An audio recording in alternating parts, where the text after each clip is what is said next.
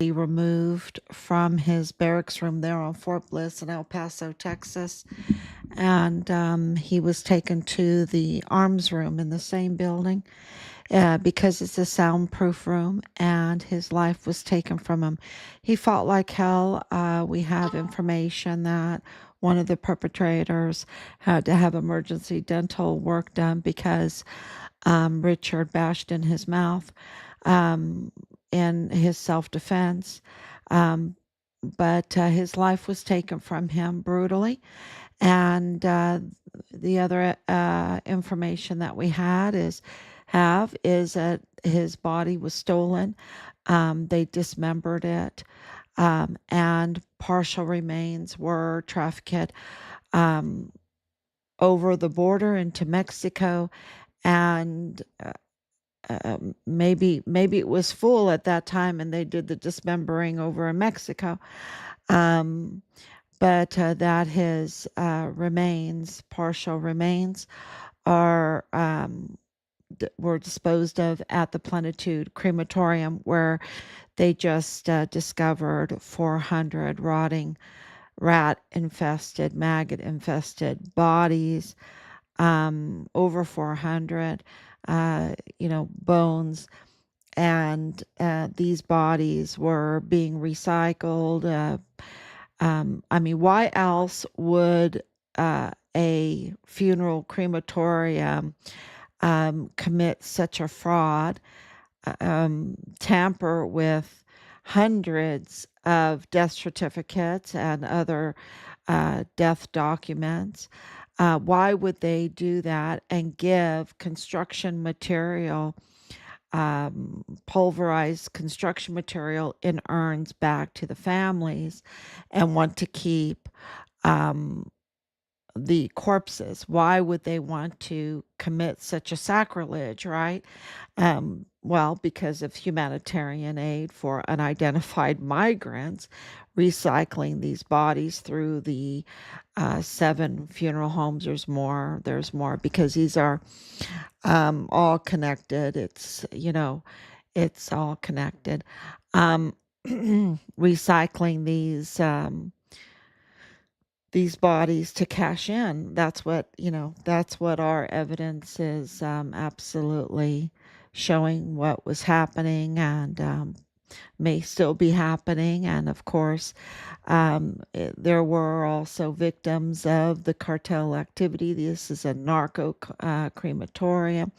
It has now been connected and is confirmed to be a narco crematorium because it's connected to Martha Mendez Aguilar, the La Diabla, the she devil, who was targeting young pregnant women, pregnancy crisis women, and promising them jobs and a cheap C-section. Don't go for cheap C-sections, y'all. These were done by 16, 17-year-old girls doing these C-sections. If the baby survived, the baby was then marketed to the homosexual community in the United States. They were being targeted with this activity. And then the mother's body would be harvested for organs, and of course the shell of the poor mother would be disposed of in the likes of Plenitude Crematorium. Plenitude Crematorium's ownership, Rosa Maria Purchase, Arliano Curan, um, and her son Rafael and Jose, her family. This is a family business with property right next to Beto O'Rourke, house property right next to Beto O'Rourke. And there is no coincidence in this that Martha Mendez Aguilar, the she-devil family, was also employed by Beto O'Rourke, his company. So, this is also goes to Ricardo Samaniego, the county judge, which he doesn't have a law degree, and county judge is really not a good name for this coordinator, this facilitator, or whatever you want to call him. I would call him criminal. I call him criminal because he was fine dining with Rafael Arellano Caron. Um, and of course, Rafael Arellano Caron's wife, right next to Beto O'Rourke, has a senior position there with the city magazine, the same city magazine that was keeping it from the public about the Chan brothers being Fit Fam El Paso. Um, so, keeping that a secret, right? Keeping that a secret, saying, oh, they have to be a secret. No one can know that they're military, that they're in uniform running this Fit Fam El Paso, and their uniform comes with security clearances, right? It's so criminal. The whole thing is all so criminal. And and it's there's no coincidence in this. This is organized crime. This is cartel tied organized crime. This is a Mormon faction cartel tied organized crime. And they're in the business of smuggling organs, harvesting organs, adopting out babies that were taken in such a way as the she devil took the baby, and the organs the same way. People want corneas, people want kidneys. This is their business, a very illegal, criminal business, criminal way of doing things. And of course, that comes with, if they're going to, put hell on earth, like that indicates. Of course, they were engaged in all kinds of trafficking, right? All kinds of trafficking, including the children. And this comes up now with the breaking news that John Bolton, with all his national security access, has now been indicted on 18 counts, felony counts, of transmitting, and I think 10 counts of, or 8 counts of transmitting, and 10 counts of receiving classified information. And I hope he gets it full. Like, I really hope he gets it full. We've been watching this for a long time, many years. And of course, who is his buddy, who is his ally in all of this, is John Kelly. And also, what's the Kelly, the astronaut, the, wannabe, I guess, Mark Kelly. So John Kelly, the Marine General, John Kelly, yes, that 4-star general, that SOUTHCOM general, SOUTHCOM dealing with all the way down to Panama, right? All the way down to Panama, Mexico, of course. And but John Bolton, good buddies with John Kelly's as far as allies and supporting, always putting out a good word. The two of them back each other up, and now they're backing up Mark Kelly. Mark Kelly, clearly, with his instigating mutiny, insurrection, with his participation in that TikTok thing about, disobey illegal orders. It was a huge no-no, a really big no-no. And it looks like, there will be a court-martial. I mean, that's what's being talked about. And we hope there's going to be a court-martial, because I'd like the court-martial of Sean Bernabe. I'd like the court-martial of General Mealy and General McConville and Lieutenant General Donna Martin. Absolutely. They need to be court-martialed, and the highest form of penalty needs to be on the table for what they've done. It's just absolutely treasonous what they've done. And so going back to John Kelly, that John Kelly, the Marine, the Gold Star father, John Kelly, right? The Gold Star father up to no good. The Gold Star father up to no good. Not, not up to par, not up to speed, not with the best interests of the country in his mind, not at all, not following his duty, his oath. No, and he was Southcom, and he was also in President Trump's administration and up to no good in President Trump's administration, the first time around. And it went so badly that President Trump had to separate ways with him, separate ways. He was then let go. And when he walked away from the White House, it was just too, uh, uh, it was too into the arms of Maru Campos, right? Into her administration. General John Kelly, we are told, was recommended by Woody Hunt of El Paso, the big businessman, the big businessman. He has planes too. And with Paul Foster, another big businessman, he has unique planes too. And Alejandra de la Vega Foster, of course, with very unique planes too. Um, these business uh, this business team, they all recommended John Kelly to Maru Campos. Okay, so I guess they have a relationship with this narco governor. That is way up to no good, right? I mean, she's part of Plenitude Crematorium, narco crematorium, with over 400 rotting, rat infested, um, um, maggot infested corpses. That's Maru Campos. Also, she's caught up in the scam of millions and millions of dollars in bribe money from Cesar Duarte, the former governor, who put her there. So there's definitely pay for play there. And then, of course, in our son's case, tampering with the files.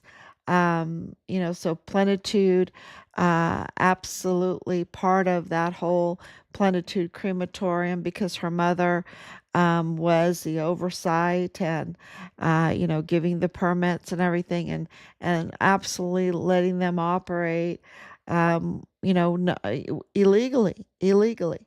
So this is very clear. Um, Tampering with the investigation into Richard Halliday has always been their goal. And because they want to stop it, right? They want to stop it. This comes to the whole Charlie Kirk thing. It's the same pattern. They want to stop the investigation, the independent investigations into Charlie Kirk's assassination. And so we're seeing the same play in the Charlie Kirk's aftermath of him being executed. We're seeing the aftermath of that, and it reminds us of the same play over and over again. Um, and so, it's been a long day, y'all. We we had amazing progress today,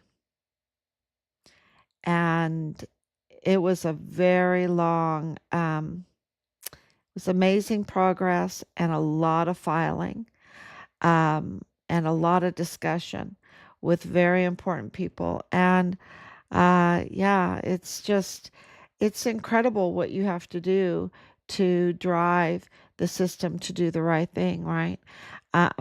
We cannot be like what Charles Dickens said, that the darkness is cheap and Scrooge liked it.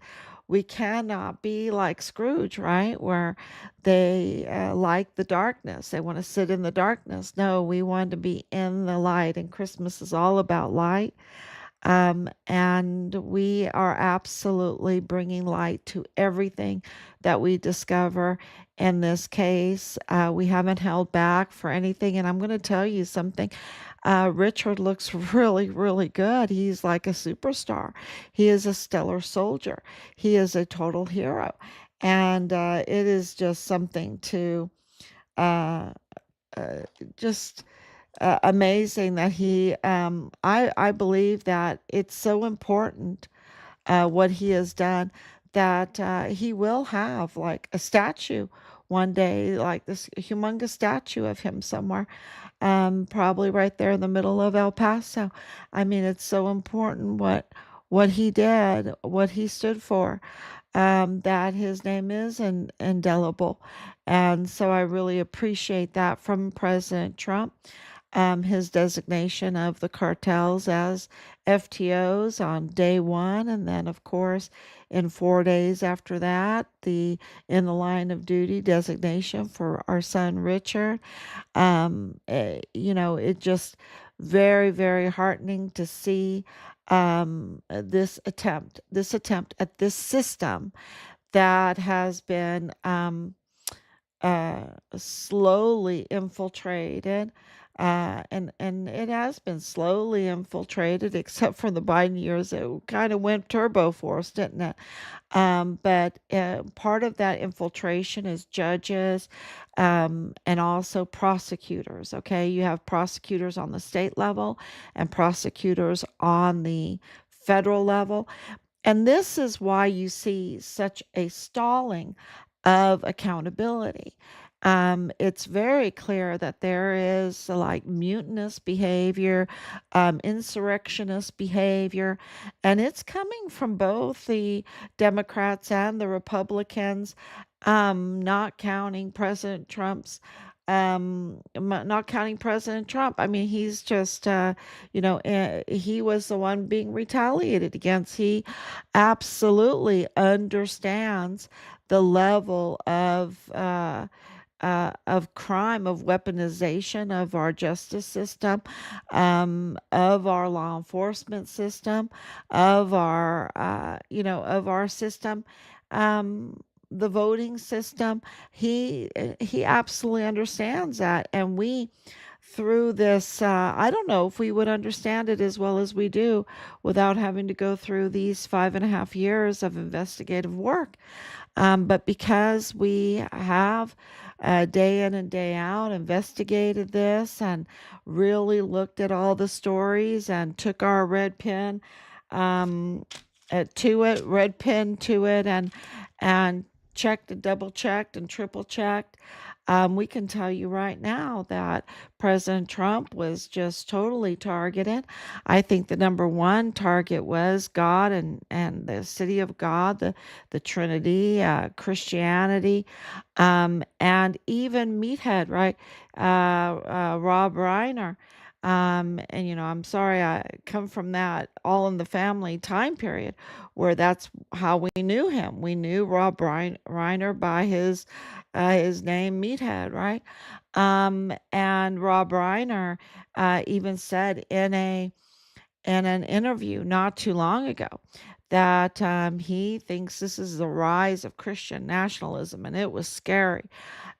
This, so the attacks, his attacks were on Christian nationalism, right?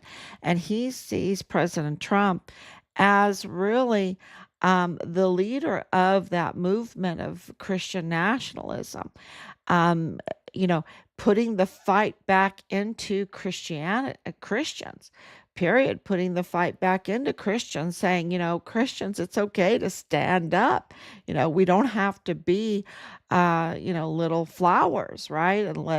And let these progressive, I hate the word use progress, I should say woke, the woke, to just trample over our traditions, trample over our right for to worship, in the faith that we choose, being Christianity, and to uphold the morals that come with our faith, right? The Ten Commandments, the sacraments, eh, absolutely the creeds that outline the faith, especially the Trinity, how we see the maker of all things and our Redeemer. Also, the Holy Spirit, the law word that absolutely whispers everywhere. Um, that is one God, right? And that was really the target. And after that, it was President Trump. It was absolutely President Trump because Rob Reiner saw him as like I would say, I call President Trump, to me, President Trump is like Robert the Bruce. Okay. He's like Robert the Bruce. Of course, he owns Turnberry, the birthplace of Robert the Bruce. Robert the Bruce is like the original Spider-Man. Everyone knows that in Scotland that, you wear a kilt that's a Robert the Bruce kilt. Inside of it would be embroidered a spider because that it was the inspiration of Robert the Bruce when he felt totally defeated by the power of the big bad British, well, the English at the time. Um, and here, Robert Bruce, of course, betrayed William Wallace, and he thought for all the right reasons to negotiate with the English. And William Wallace was huge. I think he was almost 7 feet tall. I know his sword was 6 feet long. And here, so it wasn't an easy thing to take William Wallace, Braveheart. But um, Robert the Bruce, as I understand it, absolutely got his lesson. God gave him a lesson through the spider to never ever give up. And isn't that what President Trump always says? Never ever give up. Fight, fight, fight. Never ever give up. Always fight for the glory of God. Always fight for what is right. Oh, never ever give up. And this is Robert the Bruce. And of course, a direct descendant of Robert the Bruce is Robert E. Lee. Robert E. Lee is probably the most blue blood leader that the United States has ever had. And that's because he was a direct descendant of Robert the Bruce of Scotland. And that just tells you why, that fighting spirit for what is right, for what is good, for what is selfless, for the nation, for Virginia. Remember, Robert E. Lee felt loyal to Virginia, even though New York, which was like the capital of the United States, was wanting to pay him big money to be the general for the Union. And he said, no, I'm loyal to Virginia. I have to stay with Virginia. So, you know, eh, this is really, you see this with President Trump. He embodies that spirit of Robert the Bruce. Was Robert the Bruce perfect? No, he was the Spider Man. He never gave up. He never ever gives up. And I think that President Trump absolutely embodies the never give up spirit. And it's just been such a good example for Christians who we have been bombarded with some bad theology, I think, or doctrine, some bad doctrine, that we're just supposed to wait, instead of engage and fight for the glory of God, and not let things like what happened to Rob Reiner happen to us. And too many of us have suffered through that, right? Because of this woke policies, these woke policies that, of course, California has embraced and enables. this drug addiction, all of these problems that really end up in a very, very violent act. And you can't get more violent. Matter of fact, the FBI, when I looked up how many uh, uh, of a son against the parents, how many of those happen? And it's like, that just doesn't happen, right? That just doesn't happen. This is why, of course, we have um, Rhode Island, the school there, the shooting that everybody's talking about, and then we have, of course, I think it's in Georgia and Savannah, another killing that people are talking about. But then you have this Rob Reiner situation that uh, it is just big news. It's big news because, not because it's a Hollywood, right? But it is important to know that they're very wealthy. They have everything, but they didn't have they didn't have God, right? They didn't have God, and they didn't. So they weren't happy, right? It didn't bring them prosperity in a sense of real life gold, right? It's just monetary, right? It's just very shallow type of prosperity, and they suffered. The sons uh, decided to take in his own hands the most violent crime ever. I mean, it's so nihilistic because, but it's what Rob Reiner was teaching, right? That, you can become as God and decide for yourself what is truth, what is right, what is wrong. And if I don't like you, then I can just take up a dagger, right? I can just go. And to do that to your parents, God, that is like such a crime. It is such, it's such a crime. And so it's going to be very interesting. People want to know, after, he's homeless and he's on drugs and he has mental health issues and he's been through rehab like 17, 18 times. And then he just cracks, right? And wants to not quietly or whatever. I mean, this is a bloody, bloody, bloody murder, and it's right across the throat, and then multiple stabs. So you're talking. It is just really very, very violent, a very violent end. In the woke ideology, right? And that's where it ends up. And this is what Richard also was reporting on.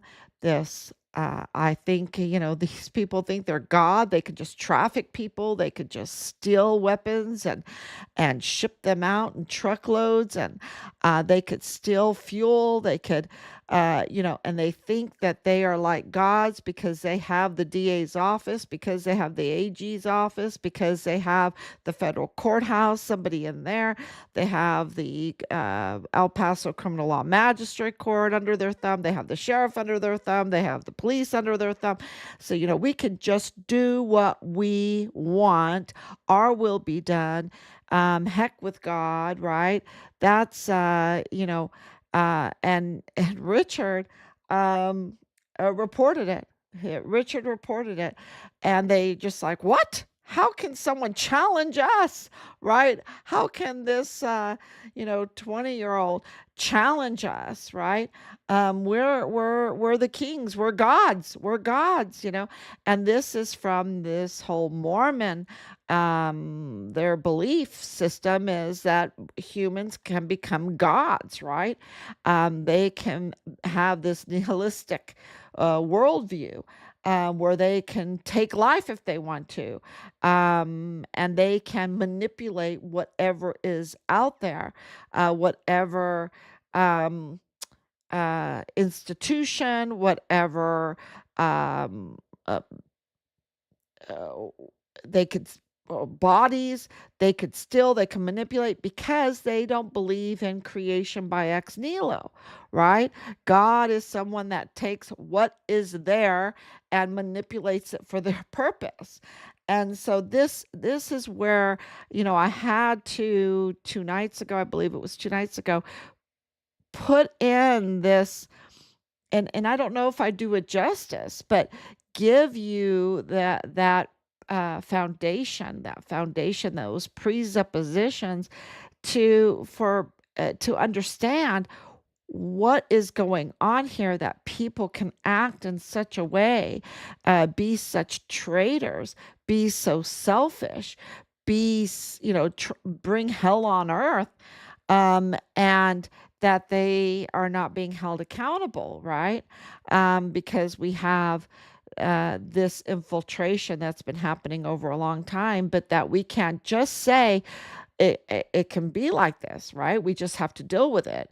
No, it cannot. It will get worse and worse and worse. We cannot let this stand. We need to get back to our ideology that says we are, uh, humble servants of a moral code, the 10 Commandments, the sacraments. And that's what brings us joy. That's what brings us an understanding um, of what real joy is.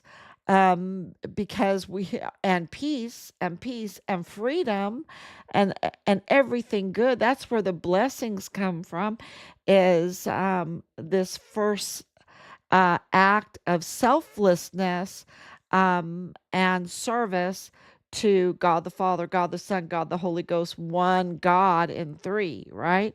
And some people might want to argue with that, but that is where I stand. That is where my joy is. That is where I see the answers. And that is where the accountability is, because if you believe that there is one lawgiver, right? One lawgiver, one law, and that those come, some of them, not all of them, many of them don't come with any penalty at all. You get a tattoo. God says, okay, you get a tattoo. You should not get a tattoo, but there's no penalty for getting a tattoo, right? Um, but he says, don't get a tattoo, right? So that's always been like, okay, well, so if someone gets one, what do you do? Well, there's no penalty for it.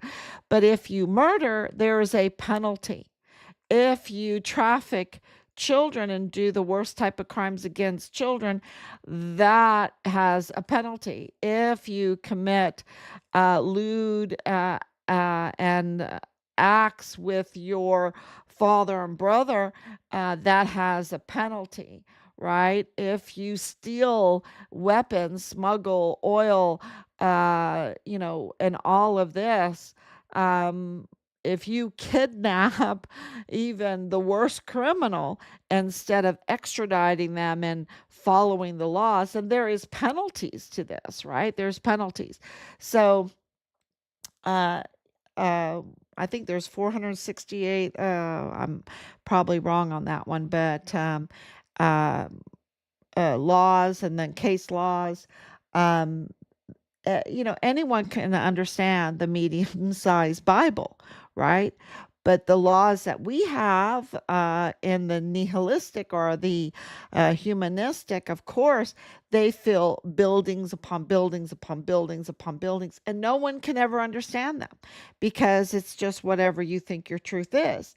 And then there's no accountability at all because everything is always very chaotic. Everything is very corrupt, and so there is never ever an accountability, except for when it's a whistleblower, right? It's someone that challenges your criminal activity, and then you weaponize the system to go after your political enemies. It becomes a political retaliation. and or a retaliation just against someone that you don't like. So there's no justice there, right? It's just a lot of injustice. And so it's very clear with Richard's case that what happened to Rob Reiner is and his son, and um, that very brutal crime is comes from the same ideology that was allowed to fester and take over Fort Bliss and even in El Paso, and going over to Juarez in the leadership role. And of course, these leaders, they have the God complex. They want to be as God, right? They want to have, that's why you have so much theft in the money and of course, we know that the Chihuahuan governor of Mexico, Maru Campos, is now uh, confirmed, they confirmed with documents that she took the bribe money from Cesar Duarte, millions and millions of dollars, um, pesos and pesos. And of course, she's absolutely connected to another absolute atrocity, and that is the Plenitude Crematorium, narco crematorium. And of course, uh, she's also connected to the theft of billions. That's with a B, y'all. Billions of barrels of oil, of fuel, with Cesar Paneche, right? With Cesar Paneche stealing the people's fuel, and then selling it back to the people. So she's very, very criminal. And I think her days may be numbered.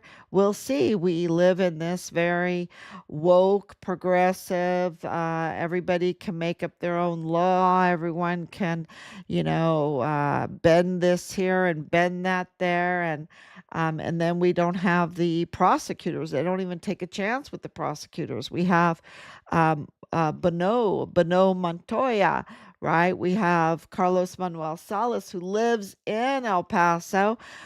We had Cesar Paneche, who is living right now in Texas.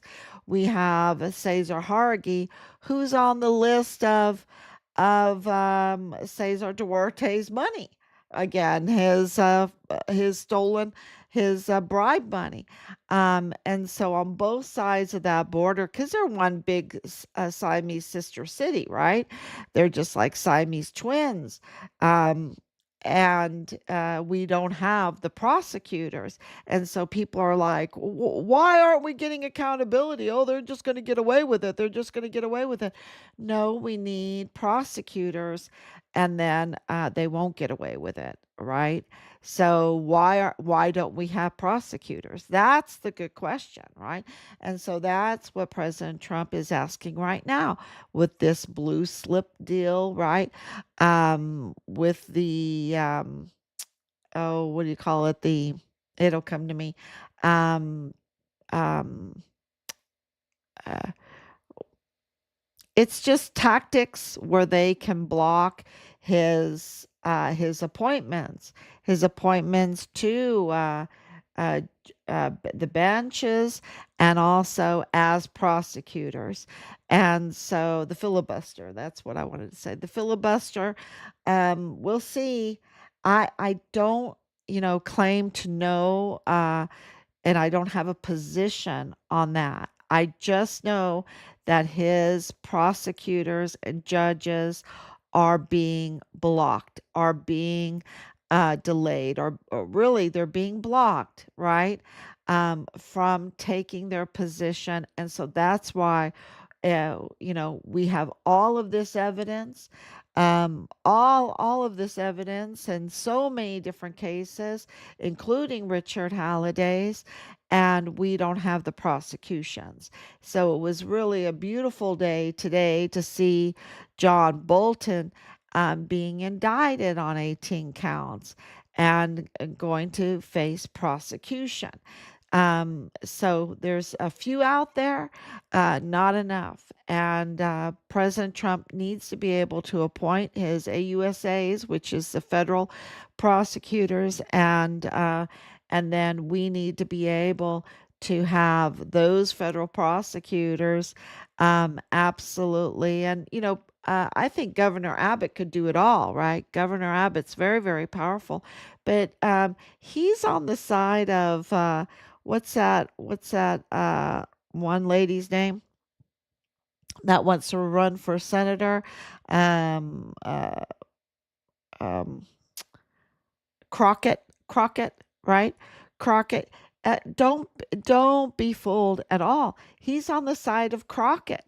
He's on the side of Crockett, because let me tell you, um, Governor Abbott could absolutely, he has more than enough evidence to unseat these 5 judges on the El Paso Criminal Law Magistrate Court and hold an election so that we have elected justices on that court. He could absolutely have um, pull the right strings to have James Bonneau Montoya arrested. He's absolutely an imposter. He's absolutely a usurper. He absolutely needs to be arrested. The same thing with Leilani Hart. The same thing with Tavita Nusa. Everything going on in Texas. Absolutely, if we had a good governor, would make all the difference. But um, Governor Abbott is a Crockett fan, okay? He's a Crockett fan all the way. She could say whatever she wants about him, and he will be rooting her on because he's compromised. He's absolutely compromised. So, this is, what but it sounds so negative, but always remember that God has the hand. God has the upper hand. God has the true north. God has it. And it's going to be just hold on to your seats, buckle yourself in, because God is going to reveal all of this. It, he has brought us so far through these 5 years to have the in the line of duty, to have these letters from President Trump that confirm everything that we're saying is right. They are corroborating documents that say everything that we're saying is right. Uh, yeah, God is not going to bring us this far and then not bring it to the finish line. Okay. Uh, so that's um, he's the same thing with President Trump. And that's why you never ever give up. You never give up. And it's going to be in his timing, right? So it's his timing, and it's just been a miracle that we've come this far. The other, of course, you know, um, with the whole Charlie Kirk thing, uh, with Candace Owens, her investigation, which is incredible. And even with everything against her, the people are behind her. You see that the same thing with President Trump, all this stuff, the whole system against him, yet the people were totally behind him, are totally behind him. They see the mutiny, they see the obstruction of justice, and so they're totally behind him for all the work that he's doing. Uh, yeah, I think we are in for some real miracles, y'all. Some real miracles, acts of God all the way. And I hope one of them, I'm always on my knees praying that it will be that we get Richard's remains. That we get Richard's remains. That's my prayer. That's my Christmas wish, right? That we get Richard's remains and we give him peace, that we can give him peace. Um, Thank you so much, everybody. I think that the next person to be arrested will be General Kelly, and I should talk about him just a little bit before I leave. General John Kelly went to work for Maru Campos, right? And I'm probably repeating myself because I've told so many people this story. Uh, you know, he went to go work for Mexico. You're talking about a general on the recommendation from Woody Hunt and Paul Foster and Alejandro Foster. He went to go work for Mexico, and that his company who provides all kinds of beds and materials and everything you need for the migrant camps, did very, very well. Did very, very well. I think that um, time to hold him accountable for those bad acts, really, really bad acts, and just think about it, but please share the uh, the posts that we have. I can use all the help I can get with this media, right? That we have to be the media for our son's case. Absolutely, any help that we can get from you for sharing, sharing, sharing. And I know, Laura, you do a lot of that sharing, and thank you so much for all your prayers and your love. Um, uh, that's how you drive them to do the right thing, is you spread the word. You have the light, and this is a season of light, right? The light that shines in the darkness. This is the season for that. So let's do it. Let's do it. And I want to say thank you to everyone. God bless you, and I will be back tomorrow, God willing.